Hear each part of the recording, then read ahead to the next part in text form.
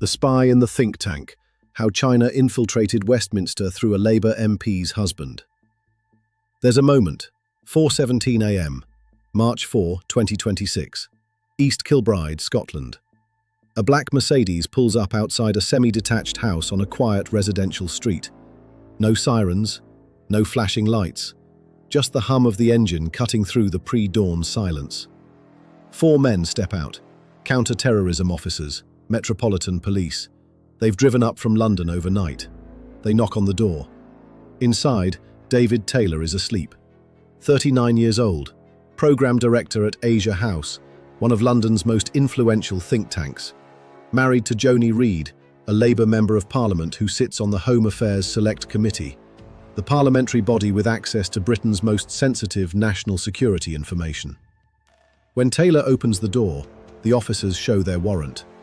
David Taylor, you are under arrest on suspicion of assisting a foreign intelligence service under the National Security Act 2023. By 6 a.m, the news breaks. By 9 a.m, it's a national scandal. By noon, Parliament is in uproar. Because this isn't just another espionage arrest. This is China, Westminster, the governing party. And a question that's haunted British intelligence for decades: how deep does Beijing's network go? This is not a new story.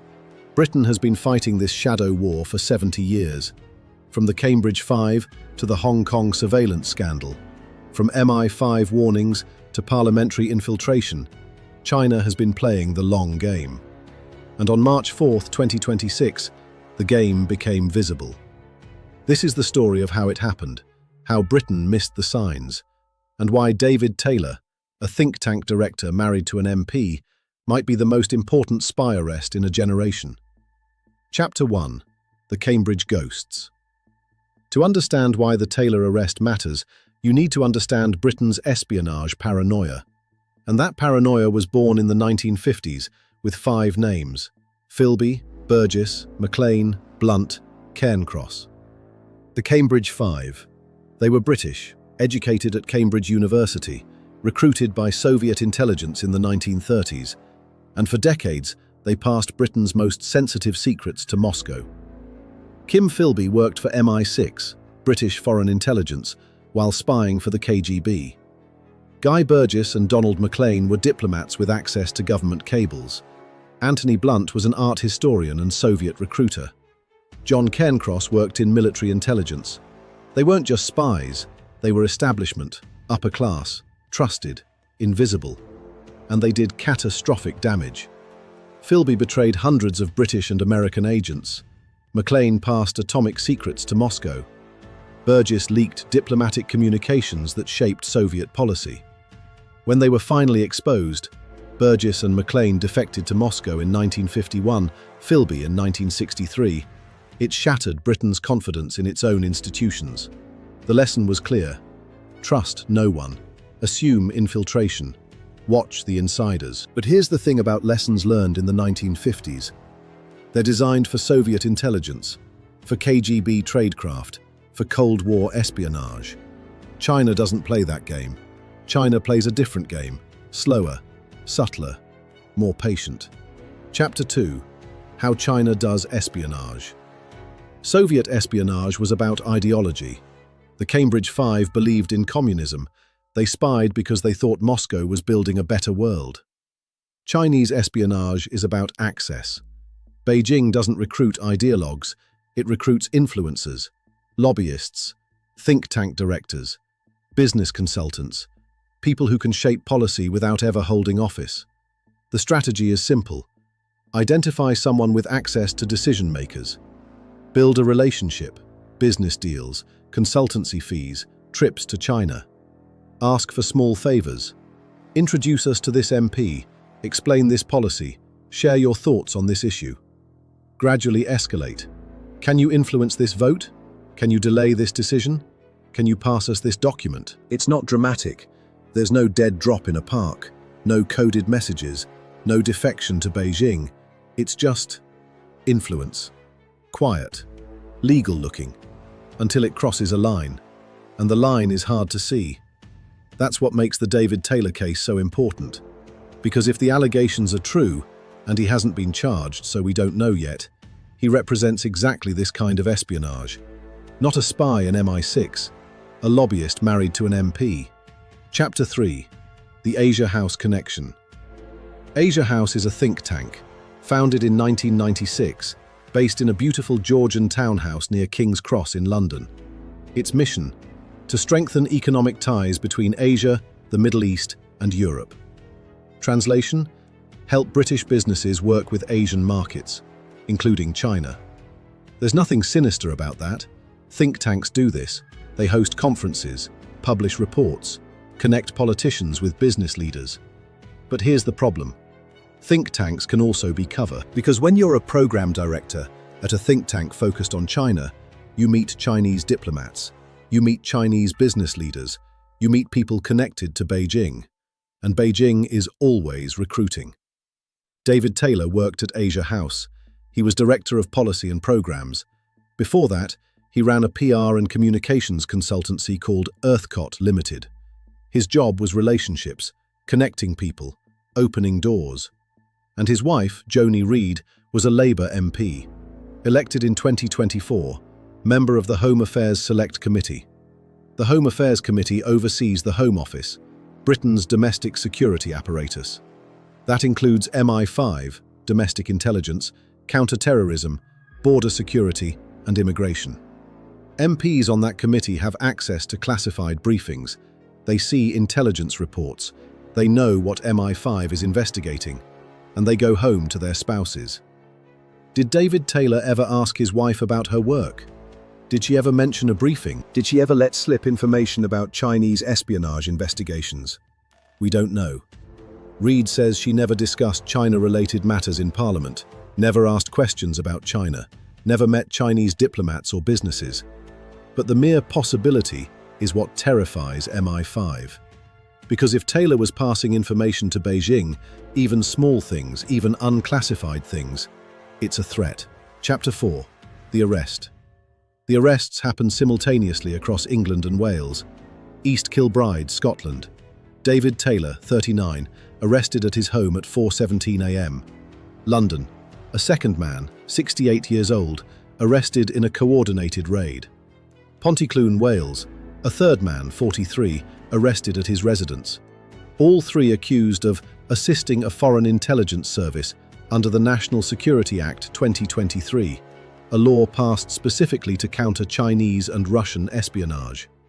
None of them have been named officially by police, but within hours, journalists identified Taylor. And then the second bombshell dropped. The 68-year-old suspect was reportedly the partner of a former Labour MP. Two sitting or former Labour MPs with partners arrested for spying for China. The political fallout was immediate. Kemi Badenoch, leader of the Conservative opposition, accused Keir Starmer of being soft on China. He went to Beijing and opened a direct channel to President Xi without getting anything in return. That was a mistake. Conservative MPs demanded answers. How did this happen? How many others are compromised? Why isn't Labour vetting MPs' families? And Labour scrambled to contain the damage. Joani Reid issued a statement. "I have never seen anything to make me suspect my husband has broken any law. I am not part of my husband's business activities. I have never been to China. I have never spoken on China-related matters in Parliament." Then, on March 5th, she went further. She voluntarily suspended herself from the Labour whip, said she'd step aside from her committee work until investigations were complete. It was extraordinary. An MP suspending herself because of her husband's alleged crimes. But it wasn't enough to stop the questions. Chapter 5. The Hong Kong Shadow. The Taylor arrests weren't isolated. On the same day, March 4th, 2026, another trial was opening at London's Old Bailey. A different espionage case, but connected. Bill Yuan, 65 years old, retired Hong Kong police superintendent, senior manager at the Hong Kong Economic and Trade Office, HKETO, in London. He was on trial for cross-border repression, using Hong Kong's London office to conduct illegal surveillance on pro-democracy activists living in Britain. The trial revealed shocking details. HKETO wasn't just a diplomatic office. According to prosecutors, It was an intelligence hub, tracking dissidents, monitoring protesters, reporting back to Beijing, and Yuan allegedly ran it. The case exposed something Britain had long suspected but never proven. China was using diplomatic offices to conduct espionage on British soil. That's why the timing of the Taylor arrests mattered. MI5 didn't accidentally arrest 3 alleged Chinese spies on the same day a Hong Kong surveillance trial was opening. It was a message. To Beijing, we see you, we're watching, and we're pushing back. To Parliament, this is real. Chinese espionage isn't hypothetical, it's happening now. To the public, your government is compromised. Chapter 6. The Pattern. David Taylor isn't the first. In 2023, a parliamentary researcher was arrested for spying for China. He worked for a Conservative MP with access to the Foreign Affairs Committee. In 2024, 2 men were charged with helping Hong Kong intelligence gather information on pro-democracy activists in Britain. In 2025, a former British diplomat was arrested for passing classified documents to Chinese handlers. And now, in 2026, a think tank director married to a Labour MP. The pattern is clear. China isn't recruiting spies inside MI6. It's recruiting people around power, researchers, lobbyists, consultants, think tank directors, people who can influence MPs, who can shape legislation, who can delay investigations, who can provide inside information on what Parliament is thinking. And the terrifying part? Most of it is legal. If David Taylor introduced Chinese business leaders to MPs, that's lobbying. If he explained British policy to Chinese diplomats, that's consultancy. If he shared his opinions on government strategy with contacts in Beijing, that's analysis. The crime only happens when he crosses the line, when he passes classified information, when he acts as an agent of a foreign power, when he assists Chinese intelligence. That's what MI5 has to prove. Chapter 7. The Starmer Problem. This couldn't have come at a worse time for Keir Starmer. In January 2026, Starmer visited Beijing. It was controversial. Critics said he was being too soft on China, that he was prioritizing trade over human rights. Starmer defended it, said Britain needed to reset relations with China, that economic engagement was necessary. Then, in February, the Peter Mandelson scandal erupted. Starmer's ambassador to the United States, a former Labour minister, was exposed for sending government documents to Jeffrey Epstein in 2009. Mandelson resigned. Starmer's chief of staff resigned. His communications director resigned. Labour was bleeding. And now, in March, a Labour MP's husband is arrested for spying for China. The opposition pounced. Badenoch accused Starmer of appeasement. Reform UK's Nigel Farage called for a full inquiry into Chinese infiltration of Westminster. Even Starmer's own party was fracturing. Anas Sarwar, leader of Scottish Labour, publicly called for Starmer to resign. The distraction needs to end. The leadership in Downing Street has to change. Starmer tried to hold the line, insisted the government was tough on China, pointed out that the arrests proved MI5 was doing its job. But the damage was done. Because the question hanging over Westminster wasn't just, did David Taylor spy for China? It was, how many others are doing the same thing? Chapter 8. The Cambridge Parallel. Here's what haunts British intelligence about the Cambridge Five. They weren't caught for decades. Philby spied from the 1930s until 1963. 30 years. And he was head of Soviet counterintelligence at MI6. The person hunting Soviet spies was a Soviet spy. When that kind of betrayal happens, you can't trust the system, because the system itself is compromised. That's the nightmare scenario MI5 fears with China. Not one spy in Parliament, a network, think tank directors, lobbyists, researchers, business consultants, all connected to MPs, all passing information to Beijing, all operating just inside the boundaries of legality, until they don't. And the worst part? You can't prove it until it's too late, because China's intelligence services are patient. They don't demand immediate results. They cultivate relationships over years, decades.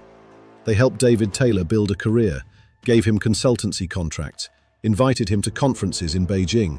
introduced him to influential people. And then, when he married an MP who joined the Home Affairs Committee, they had exactly what they wanted: access. Chapter 9. What happens next? As of March 8, 2026, David Taylor and the two other suspects are on bail until May. They haven't been charged. The investigation is ongoing.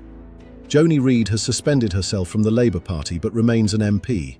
She's cooperating with internal investigations, insists she did nothing wrong. Asia House has distanced itself from Taylor, said he's been suspended pending the outcome of the case. And Parliament is in chaos. Conservative MPs are demanding a full audit of MPs' family members. Want to know who has connections to China, who's taken money from Chinese companies, who's travelled to Beijing. Some are calling for Starmer to revoke China's approval to build a mega embassy in London. Others want the Hong Kong Economic and Trade Office shut down entirely. But the real question, the one that won't be answered for months, maybe years, is this: was David Taylor a spy? Or was he just a lobbyist who got too close to the wrong people? Because that's the line. And in modern espionage, the line is invisible until you've already crossed it. Chapter 10. The photograph that doesn't exist. There's no photograph of David Taylor being arrested, no image of him in handcuffs, no perp walk, no courtroom sketch. Just a black Mercedes at 4:17 a.m., a quiet knock on a door in East Kilbride, and a man's life collapsing in the pre-dawn darkness. That's how modern espionage works. Quietly, in the shadows. No drama, no spectacle, just people, relationships, information, and the slow, invisible transfer of power from one country to another. The Cambridge Five were exposed because they defected, because they fled to Moscow, because their betrayal was undeniable. But what happens when the spy doesn't defect? When they stay in Britain? When they keep their job, their marriage, their reputation? What happens when the only evidence is a pattern of meetings, a series of phone calls, a few too many coincidences? That's the espionage Britain is fighting now. And the terrifying truth is, we might never know how deep it goes. The shadow over Westminster. On March 4, 2026, 3 men were arrested for allegedly spying for China. One was married to a Labour MP with access to classified intelligence. Another was connected to a former MP. The third's identity remains unclear. All 3 are on bail. All 3 deny wrongdoing. None have been charged. But the damage is done, because whether or not David Taylor is guilty, the arrest has exposed something Britain didn't want to admit. China has been playing the long game, building relationships, cultivating influence, positioning people close to power. And Westminster, proud, ancient, supposedly secure Westminster, has been vulnerable all along. The Cambridge Five betrayed Britain to Moscow, but at least they were visible. At least eventually, they were caught. The question hanging over Parliament now is darker. How many people like David Taylor are there? People who aren't spies in the traditional sense. People who don't steal documents or plant bugs or pass secrets in dark alleys. People who just talk. Who share opinions, who offer insights, who connect the right people at the right time. People who never think of themselves as spies, until they are. End.